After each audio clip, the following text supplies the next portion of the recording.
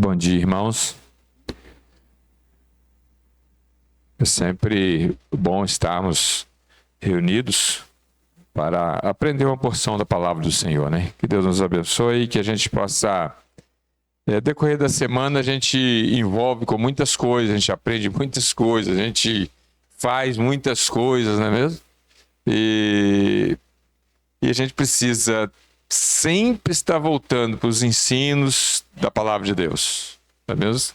O ensino da palavra de Deus que nos fortalece, nos encoraja e nos dá esperança, né? Quanto mais nós aprendemos, eu vi uma expressão interessante, que quando nós ouvimos, nós lemos a mesma passagem pela milésima vez, nós tiramos ensinamentos e fortalecimento dessa mesma passagem, né? A Bíblia é como uma fonte que se renova a cada dia. A Bíblia é como uma fonte de água. A fonte é a mesma, mas a água é sempre nova. É sempre uma nova água. A água nunca... Não é mesmo? Então, que Deus nos abençoe. A proposta da lição nessa semana, né? Falando sobre Geazi e falando também perto do reino e longe do céu, não é mesmo? Eu lembro, tinha um pedreiro na Vinhosa ali, e ele tinha o maior orgulho de dizer que ele tinha ajudado, já tinha construído 2 igrejas. 2 igrejas. Ele tinha o maior orgulho de falar isso, sabe? Ele falou, eu já ajudei a construir 2 igrejas. Mas não era crente, morreu. Não sei como é que foi o destino dele, sabe? Mas ele estava muito perto. Ele estava muito perto. O período que eu vi ele, convivi com ele, ele não tinha confessado ao Senhor ainda, sabe? Ele não tinha confessado ao Senhor Jesus ainda, mas ele esteve muito perto, né? Ele esteve perto do reino, mas longe de Deus, né? A título de lição, perto do reino, mas longe do céu, não é mesmo? Eu fico imaginando também, irmãos, com essa temática, as pessoas que ajudaram Noé a construir a arca. Eu acredito que muitas pessoas ajudou Noé a construir a arca. Preparou madeira, né? Eu acredito nisso. Eu acredito que Noé sozinho e a sua família construiu uma coisa tão grande daquela, sem ter gente, sem equipamento, sem um macaco hidráulico, sem um guincho, né? Eu acho que foi tudo força do braço. Eu acredito nisso. Que pessoas ajudaram Noé e não tiveram coragem de entrar ali dentro. Não é mesmo? Então é isso. Então que essa lição ela nos desperte para isso, para a gente fazer uma autoavaliação, né? O quanto eu estou próximo do céu. Porque só há possibilidade do céu através de Jesus Cristo, né? Só Jesus que nos proporciona o céu. Não tem jeito. Só Jesus. Né? As nossas ações não nos vai garantir o céu. As nossas ações, ela vai transmitir a nossa crença, né? Aquilo que nós cremos, é mesmo? Então, a lição fala dessa história de Naamã, mas o personagem que a gente vai abordar é essa questão, é a ação de Geazi, é a atitude de Geazi em relação àquela circunstância daquele grande milagre do Senhor. Eu costumo dizer que isso aqui é a exemplificação do comércio da fé. E a gente nunca viu na história da humanidade um comércio da fé com tanta clareza no mundo. Eu nunca vimos o comércio da fé com tanta disponibilidade, com tanta visibilidade. Nós nunca vimos. E aqui exemplifica isso, irmãos. Comércio da fé. O comércio da fé, ele percorreu todo o caminho do ser humano. Sempre pessoas pagaram para ter as benéfias da divindade, seja em outras religiões e hoje muito forte no meio evangélico. A religião sempre trabalhou nessa temática. Pague que você vai receber. Sempre trabalhou assim. Agora, nos últimos tempos, os crentes em Jesus também estão caminhando nessa mesma direção. Pague e você vai receber, né? É um comércio da fé.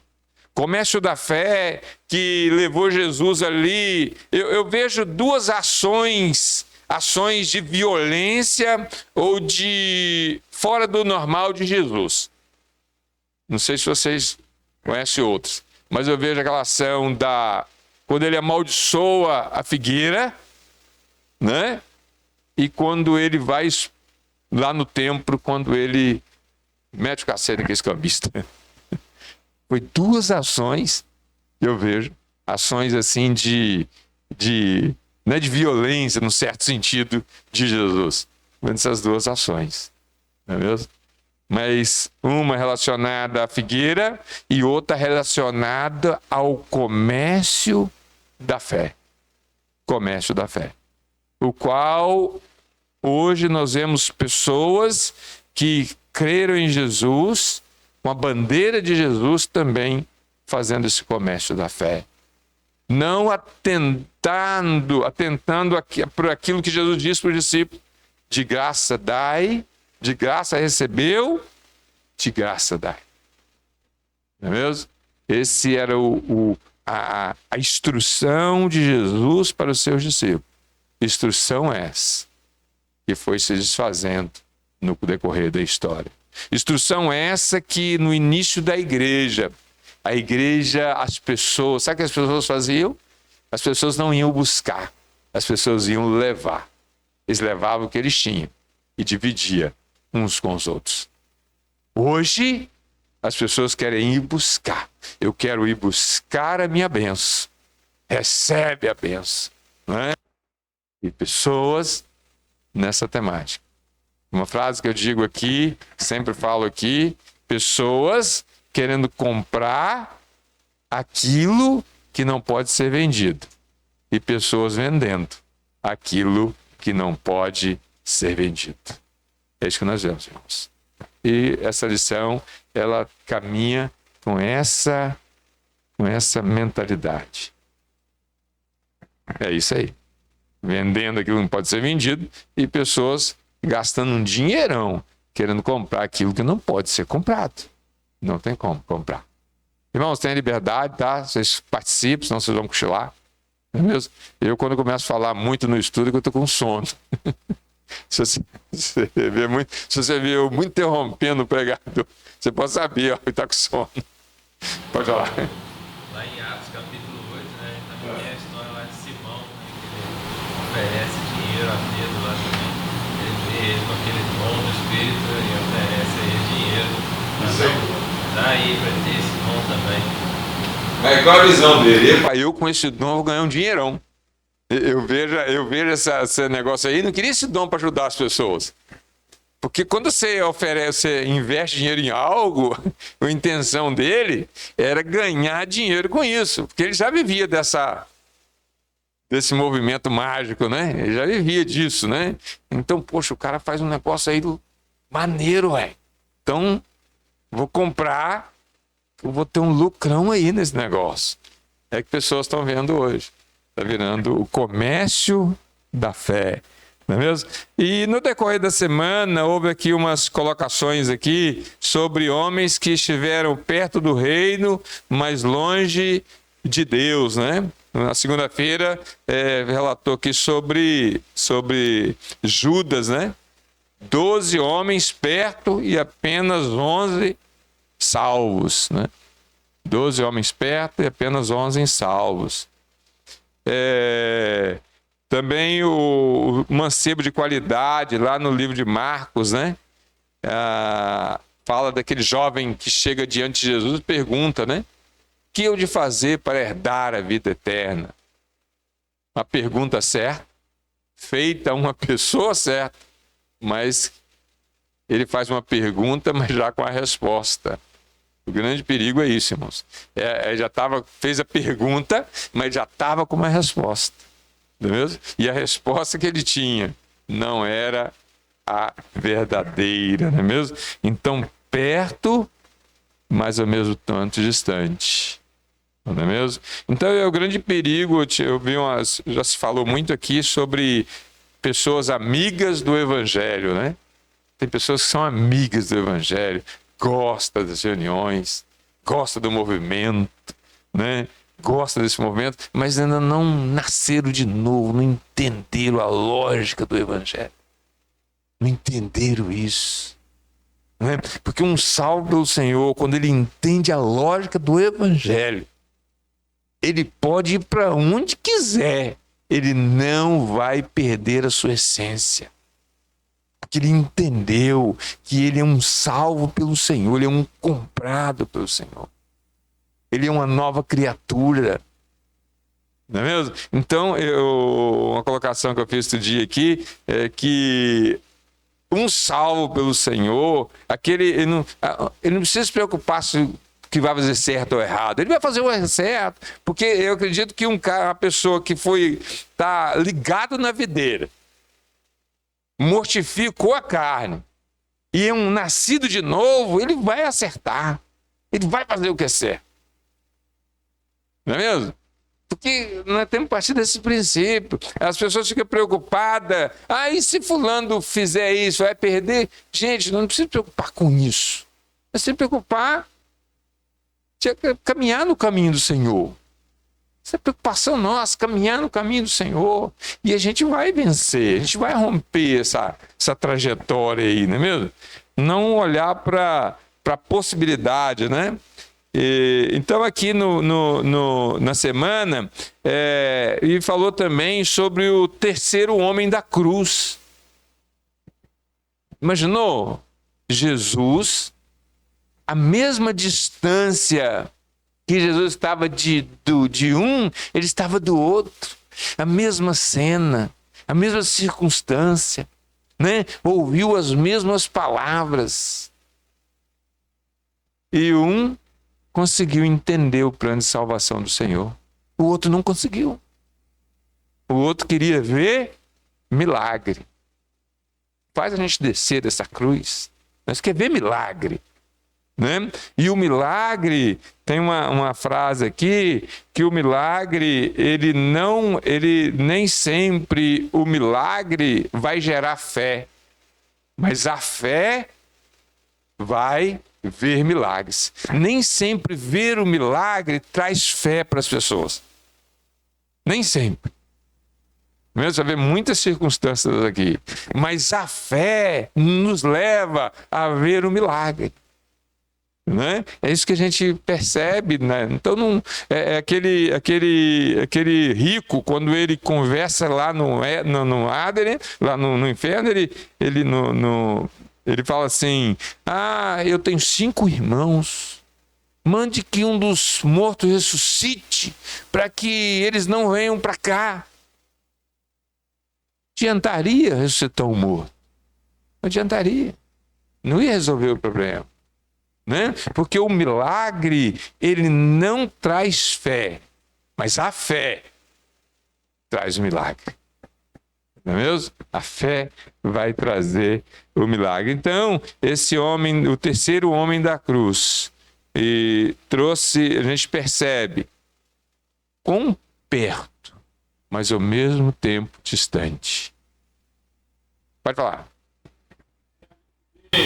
Alguns momentos na Bíblia, igual quando os fariseus pediram a Jesus um milagre e falaram que se Jesus realizasse um sinal, eles iriam crer em Jesus. Mas Jesus se nega a fazer esses milagres justamente por isso. Jesus sabia que mesmo ele se sujeitando a obedecer, entre aspas, aqueles fariseus, não geraria fé neles. Assim também como a liderança que interrogou Jesus antes da crucificação também, que pediu milagre, queria ver algo da parte de Jesus, ele se negou, se rejeitou, né? O povo deu na cruz falando: desce daí que a gente vai acreditar em você, e ele se negou a fazer tudo isso. E também as pessoas que viram milagres, como aquelas que saíram do Egito, viu o mar vermelho se abrir, a maioria delas não creram em Deus, mesmo vendo coisas milagres, né? É isso aí. A história do Israel exemplifica muito isso. Você quer ver um milagre maior do que um mar se abrir na sua frente? Não é mesmo? Uma rocha sair água, você está com sede e a rocha sai água. Você imagina você de manhã cedo, se levantar para trabalhar? Não é? Maravilha, se levanta de manhã cedo, vai lá e vamos catar lá o produto para comer, né? Não se preocupar. Não é milagre que é isso. Era para ser um povo temente demais, não era? Não foi. Não foi. Não é mesmo? Não foi. Então, o milagre, ele não traz fé. Porque a fé é crer, né? Pode falar, Maria. Essa história eu acho muito interessante, é sobre essa menina. Sim. Até ela ter mesmo coragem. Sim, também, né? Porque o coração é tocado no coração. Primeiro que essa menina é revoltada. Muito. Foi tirada, né? A força. Tirou aquela menina. E ela mesmo assim, ela teve coragem de falar. Quer dizer, naquela época, eu falei assim, mata essa menina. Né? Mas ele Deus teve para todos, Deus poderes. E ela seguiu aquilo que ela queria. Ela viveu o ensino de Jesus.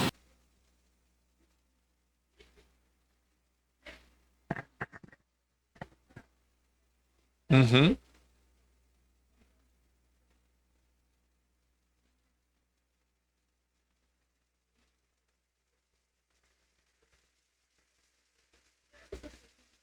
De jeito nenhum. É porque era um inimigo, né? A tendência é o quê? A gente tomar que o inimigo se lasca. A gente quer mais que esse. Vai morrer, vai queimar no inferno. Mas é ensino de Jesus. Jesus vai trazer esse ensino lá no Novo Testamento, né? Se orar pelos inimigos, né? Se o inimigo tiver fome, ofereça pão, né? E ela conhecia, pode falar. Não, isso aí, gente. É um ponto muito importante, porque a lição está falando de... Mas eu estava pensando nisso, Leandro. Ele não teve só cura física. Ele foi um salvo pelo Senhor. Né? E eu gosto muito desse lance, Leandro, quando ele fala assim, e quando eu precisar aqui de ajoelhar diante dos deuses lá?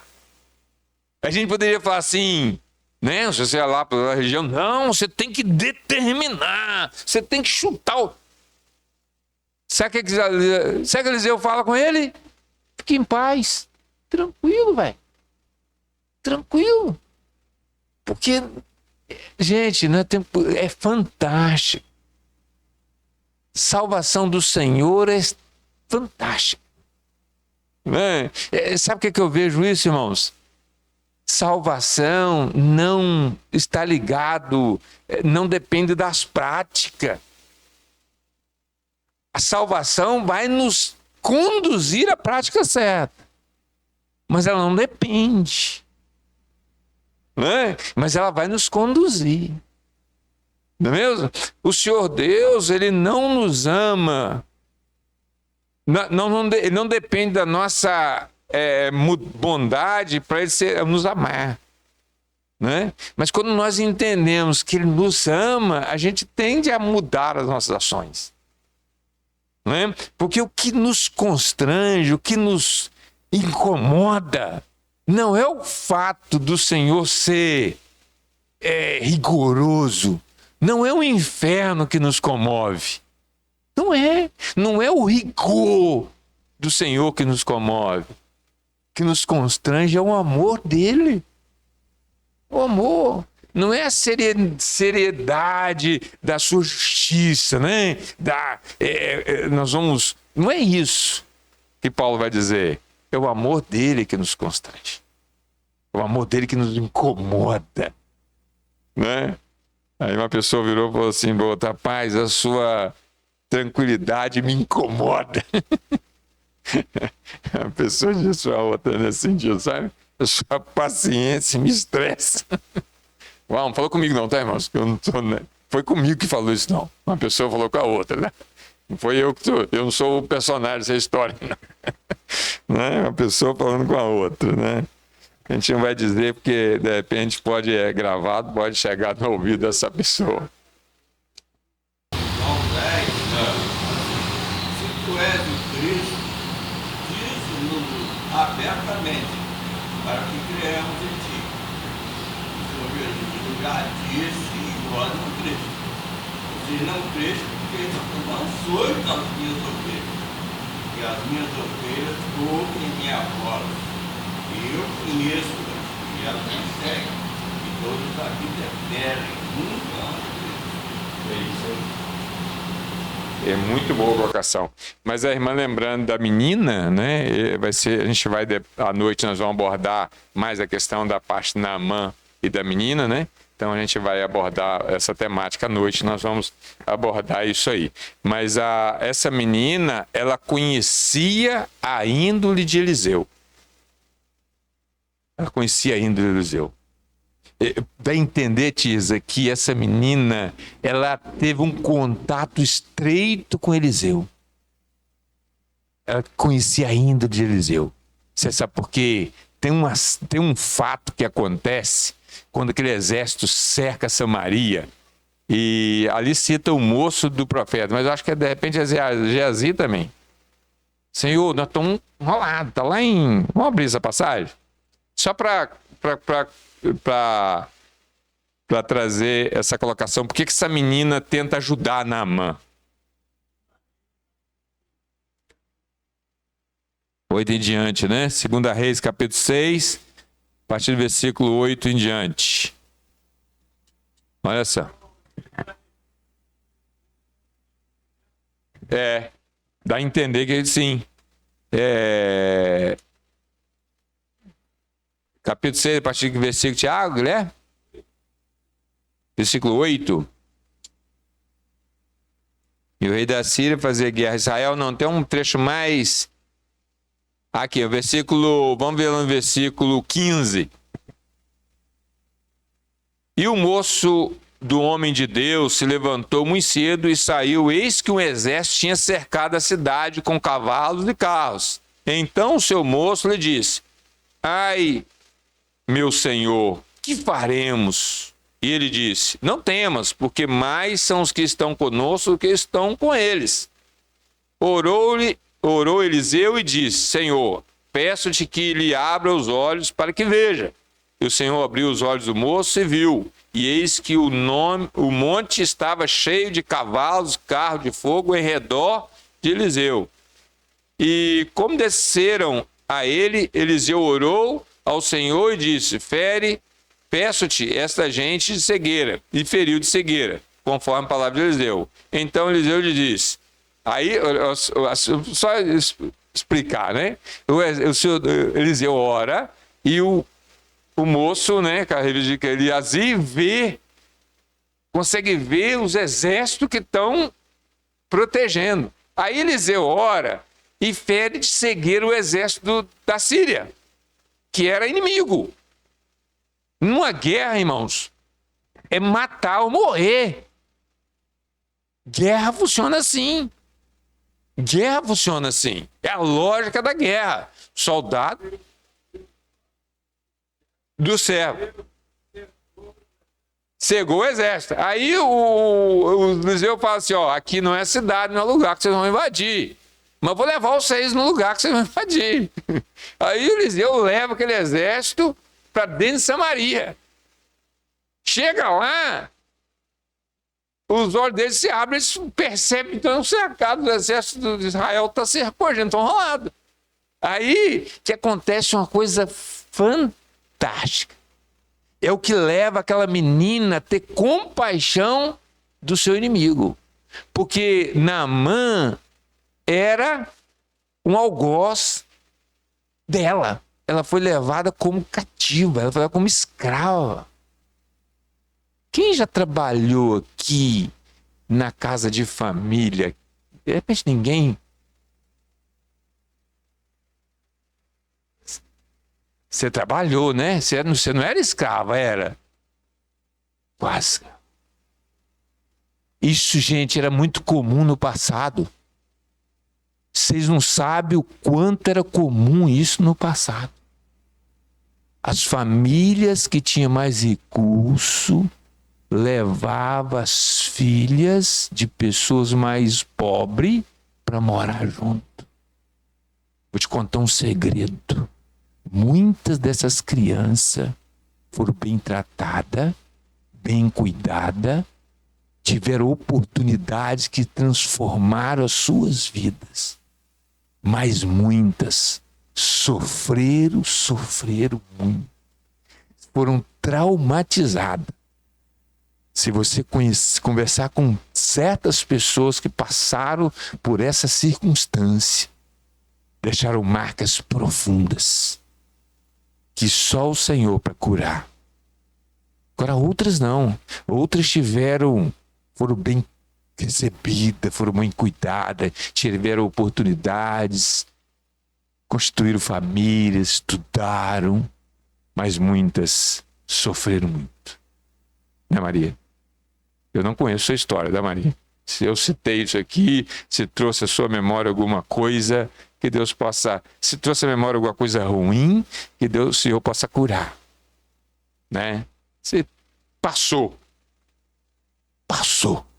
E você está aí. Não importa mais o que passou. Importa o que virá.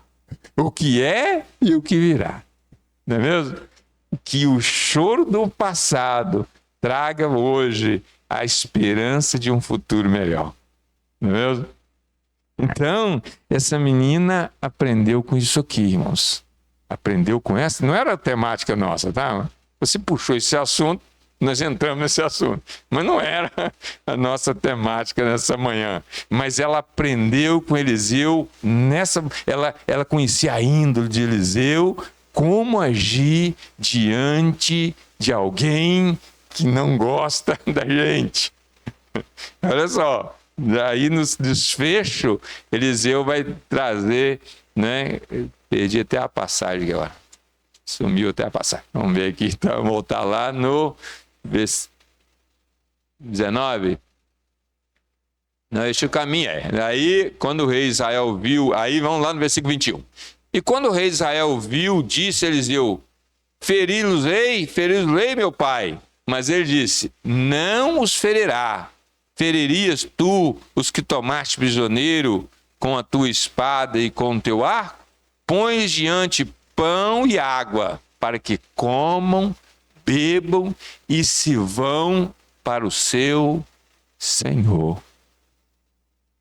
Olha que ação. Olha que atitude. Você acha, se aquele exército da Síria tivesse conseguido dominar Israel, teria o mesmo desfecho? Não teria. Porque Deus é um Deus de compaixão. Deus é um Deus de compaixão. Eu lembro de Jonas, né? O Ismael falou sobre Jonas lá na atividade, e Jonas fica bravo com Deus porque Deus matou a boreira. Fica bravo. Aí Deus vira e fala assim: Jonas, eu não posso ter compaixão de 120 mil homens que não sabem discernir entre a sua mão direita e a sua mão esquerda. Compaixão de Deus, irmãos. Ele olha, a gente que olha para as pessoas e julga e lança no inferno. Mas o Senhor olha para essas pessoas e fala assim: coitado, ele não sabe discernir entre a sua mão direita e a sua mão esquerda.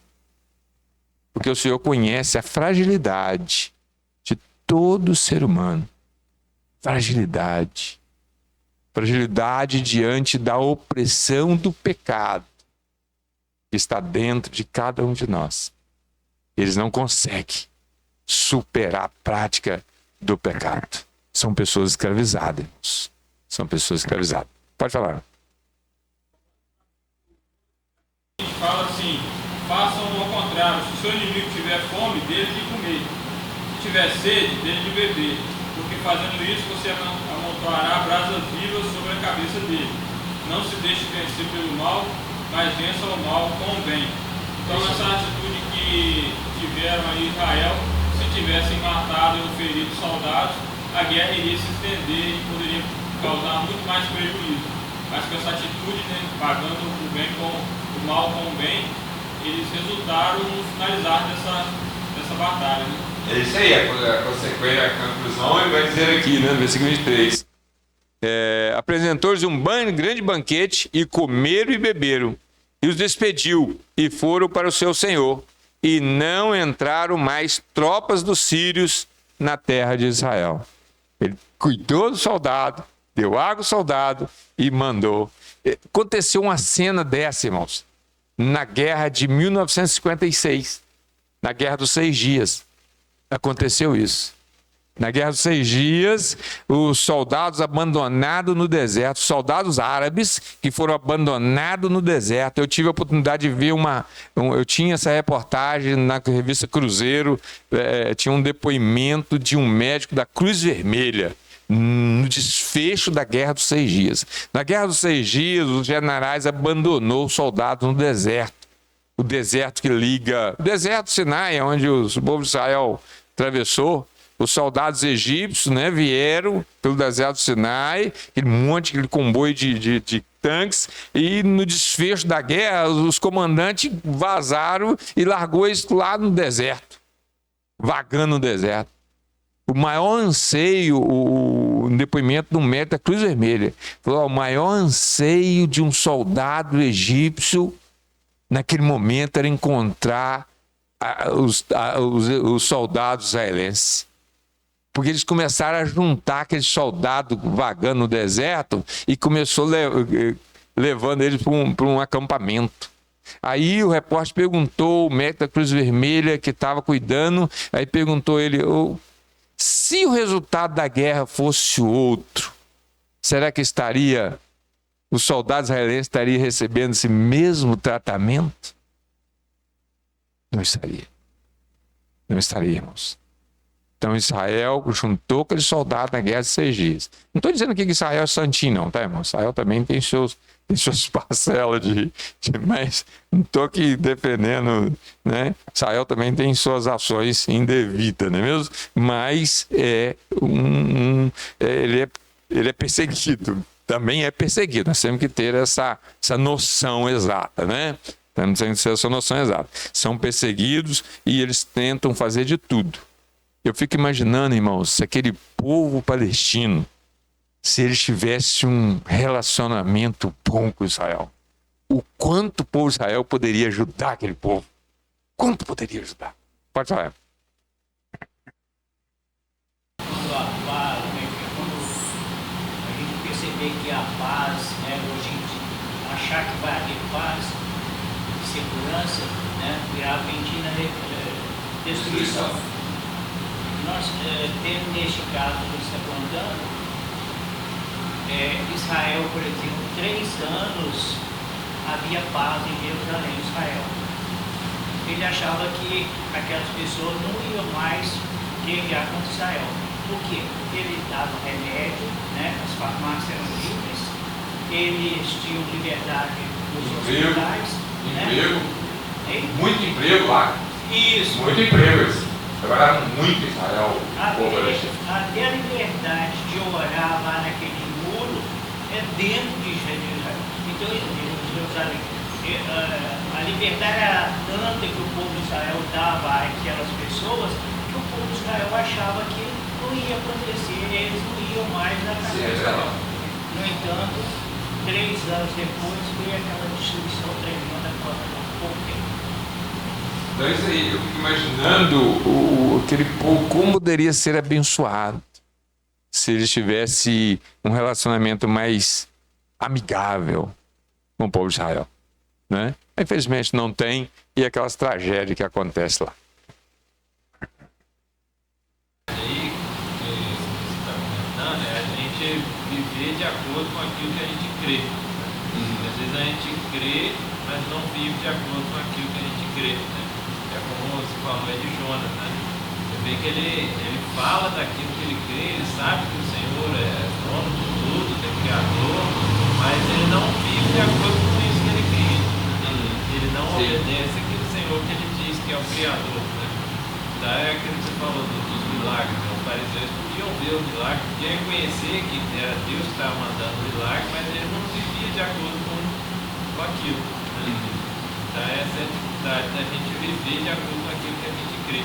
A gente acredita uma coisa, de repente pratica outra. É o pessoal que viu os milagres no deserto, mas daqui a pouco ele já não estava vivendo mais com aquilo, de acordo com aquilo que eles entendiam. Mais ou menos por aí, né? Então, o Geazi, ele é uma... Então, irmãos, só para a gente dando continuidade aqui,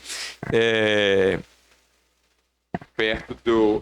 Então, Geazi, como eu disse no início, ele tenta aproveitar da fé, né, daquele momento, né? E aí a Bíblia diz assim: tirar qualquer tipo de proveito, exceto aprendizado do ministério de alguém, é de fato uma falta grave. Já vi alguns relatos como feito seu aquilo que outro servo estava fazendo. O caso de Geazi se torna grave porque ele toma carona no prestígio de Eliseu e desfruta de Naamã e usa deste artifício para lucrar com aquilo que Eliseu já tinha recusado. Para isso, usa de mentira a fim de tirar proveito do coração grato de generoso de Naamã. Não é por menos que lemos, pois o amor ao dinheiro é a raiz de todos os males, né? E o Geazi, ele vê aquele movimento, né? Ele sabia que a cura da lepra era coisa assim, não tinha preço, né? E ele olha para a sua circunstância de vida. Ele olha para a circunstância de vida, gente, eu estou aqui, e o cara tem, nós estamos aqui, né? Ele tenta aproveitar um bocado disso, né? A gente não tem nada, ele tem tanto. O comércio da fé, ele trabalha muito nisso também. Não é mesmo? O comércio da fé trabalha nisso. As pessoas têm muito e... Porque o castigo dele foi esse. Ele falou que ele ficaria leproso e a lepra deixaria toda a sua descendência. Agora, parece que o comentarista da lição, ele coloca assim uma dúvidazinha se Geazi foi curado ou não. Eu acredito que sim, eu não vou entrar nessa temática, eu acredito que sim. Eu abri aqui em Lucas 4, o Senhor Jesus lá em Nazaré, quando ele leu ali o profeta Isaías, disse que essa escritura cumpriu. Então, ele, em seguida, ele diz: muitas viúvas havia em Israel no tempo de Elias, e a nenhuma delas foi enviado Elias.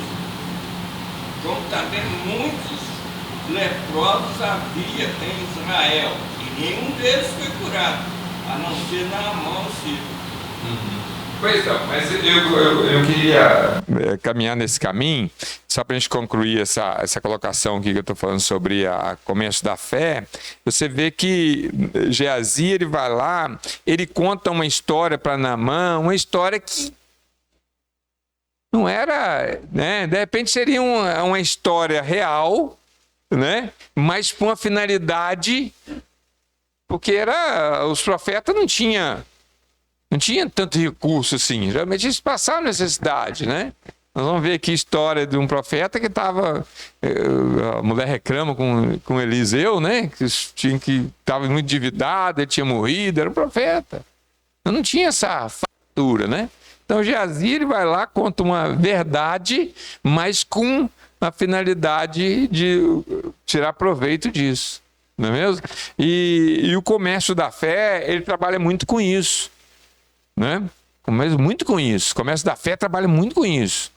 Não é mesmo? Você vê os grandes movimentos que arrecada muito dinheiro, ele trabalha com essas promessas.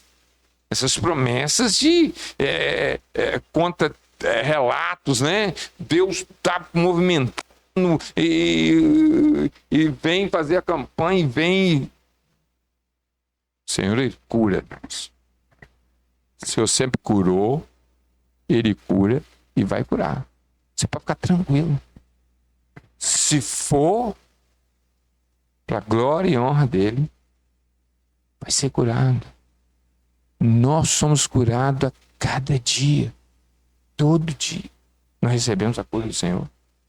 Ele estava mais ou menos na mesma época que os profetas, por exemplo, que aquele machado que caiu a alimentação ali era muito rara. Né?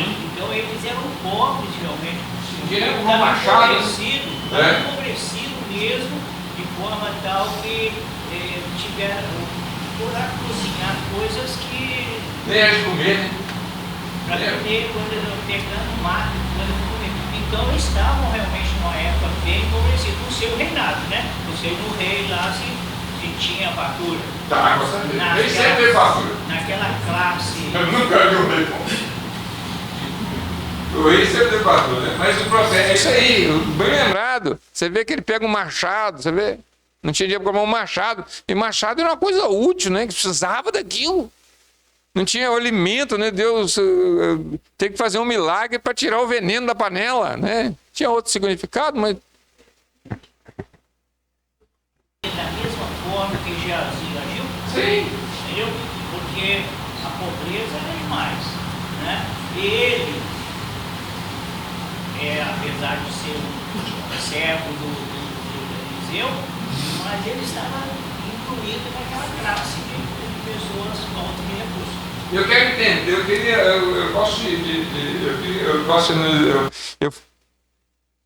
eu tenho a percepção, de repente ele pediu aquilo para benefício de Eliseu também, sabe? Não é para... Mas não era isso que o Senhor queria, né? Sim, é isso aí, né? De repente foi sim com boa fé, que nem sempre as coisas que a gente acha que é correto para Deus, né, irmãos? Nem sempre aquilo que a gente acha que é correto, a gente faz e acha que é correto, nem sempre é na percepção de Deus, né? É por causa que eu gosto que eu tenho a concepção que ele foi curado da lepra. Ele recebeu a lepra, ele foi curado. Eu quero acreditar nisso. A Bíblia não me dá uma clareza, mas ela me dá um ponto importante, Levi. A revista citou errado, a citação da revista está errada aí. Não é 2 Reis 6, 5, 4 a 6, né? A revista cita errado aí. Quem leu a revista aí percebeu. 2 Reis 4 a 6 não fala da cura da lepra dele. É 2 Reis 8. Esse foi um erro de digitação aí. Digitaram errado aí, ó. Essa citação 2 Reis 4, 6 não faz referência a esse comentário. Vamos abrir lá em 2 Reis 4 e 5.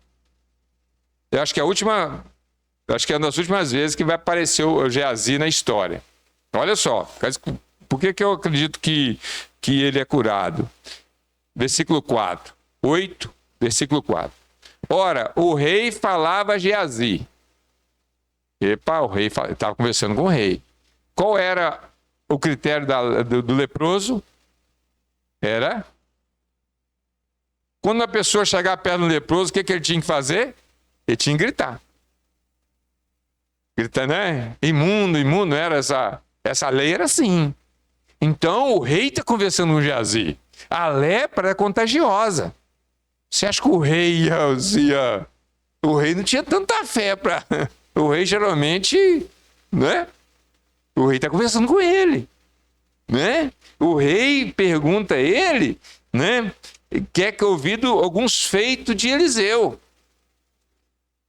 Isso dá a entender que já tinha passado um tempo, não sei quanto tempo tinha passado, né?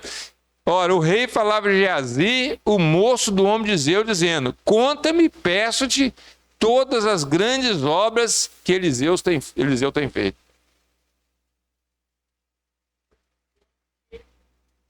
Eu acredito nisso.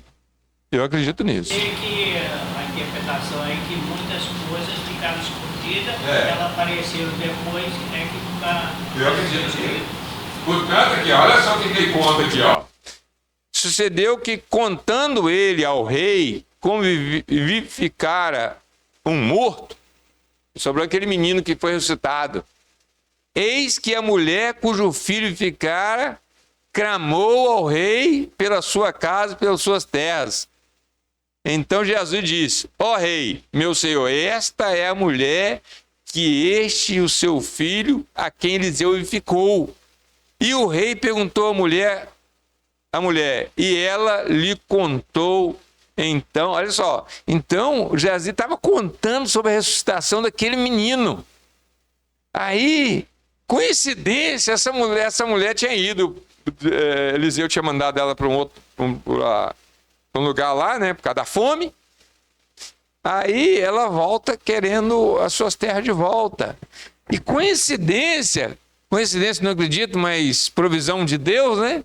Deus botou essa mulher no mesmo momento que Geazi está contando essa história. Tinha sido curada. É isso que eu quero. Não ia estar conversando com o rei. É isso aí que eu quero, entendeu? Que a Bíblia não fala que ele foi curado ou não, mas eu acredito que a misericórdia de Deus conduziu, restituiu a vida de Geazi. Entendeu, irmãos? As nossas ações, às vezes erradas, o Senhor, às vezes nós pagamos a consequência, mas Ele vai nos perdoar sempre. Nos perdoar sempre. Então, quando ele está contando para o rei sobre aquela mulher, a mulher parece, essa aí que é a mãe do menino, né? Você já contou alguma história para alguém? Né? Você já contou uma história para alguém? E você fala, não, o Jairo viu. Né, Jairo? Você está contando agora, não, aconteceu isso, né? O senhor Jairo estava lá e viu, né? Tem uns mentirosos que falam, o fulano estava lá, mas o fulano já morreu. Fulano não pode. Acontece isso também, o cara é mentiroso, né? Conta a história assim, o fulano viu, mas é pena que ele já morreu. Mas ele viu. Não é mesmo? Aí o rei vai lá conversar com a mulher. Eu não acreditou no Eliseu. Mas aconteceu isso mesmo? Entendeu? Então, é mais uma vez o milagre de Deus na vida daquela mulher. O rei, o que o rei faz?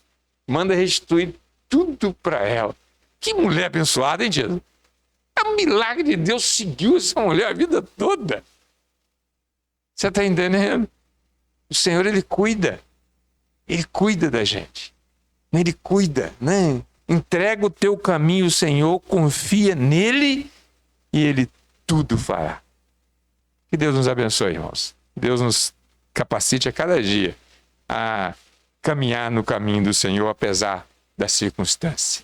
Né? E à noite, Deus permitir, a gente vai falar um pouco sobre Naamã e sobre a história de Naamã, né? E dessa menina. Deus nos abençoe. E a gente vai fazer uma aplicação muito interessante aqui, tá, irmãos? A gente vai fazer uma aplicação aqui muito interessante à noite. Naamã. Nós vamos falar aqui, vamos trazer uma entre parênteses, uma palavra para os maridos. Tá? Então vamos trazer os maridos, tá, Celeste? Traz o Batista logo à noite, Celeste. Traz o Batista para cá.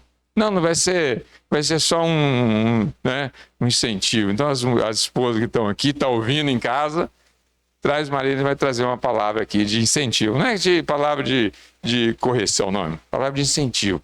Não é mesmo? Nós temos que incentivar. Nós temos que valorizar o lado bom que todos nós temos. Não é mesmo? Que Deus nos abençoe. Em nome do Senhor Jesus. Amém.